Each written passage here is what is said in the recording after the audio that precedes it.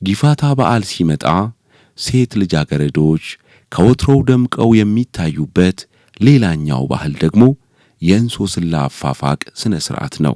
የእርዱ ቀን ማታ ነው ልጆቹ ለእንሶስላ ሰው ቤት የሚሄዱት። እንሶስላ ሲሄዱ የተጨቀጨቀውን ቆንጆ ያረጋችውን እንሶስላ ለሴቶቹ ትሰጣቸዋለች። ልጆቹ ይዘው እዛ ቤት ይሄዳሉ። የሚሄዱት አሁንም ትልቅ ቤት ነው የሚሄዱት። ትልቅ ቤት ይሄዱና እንሶስላ ከመታሰሩ በፊት ልጆቹ ይጫወታሉ፣ ይጨፍራሉ፣ ይበላሉ፣ ይጠጣሉ።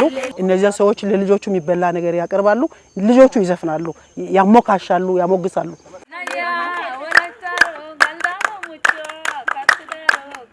ከዛ በኋላ ወደ ማታ እጃቸውን ሲያጨበጭቡ ሲሰሩ የሰራች ሴት ልጅ ነው እንሶስላ የሚይዘው ያልሰራች አይዝም ስለሚባል ሲያጨበጭቡ እንሶስላ ይይዛል ብለው ስለሚያስቡ ጨፍረው ከዛ በኋላ እንሶስላ ይታሰራል።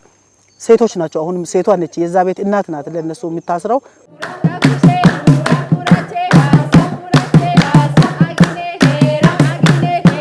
በኋላ ሌሊት 11 ሰዓት አካባቢ እንሶስላው ከእጃቸው ይፈታል።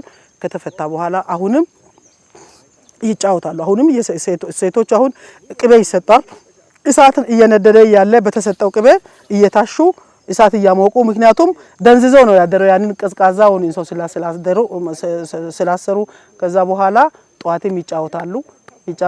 ታኩሼ ኩላ ኩርቹቼ ኩራቼ ዋሳ ደንተቴ አግኔ ጤራ ምንጥቴ ብለው የሚጫወቱት ከእርዱ ማግስት እንሶስላ ከተጨቡ በኋላ ነው።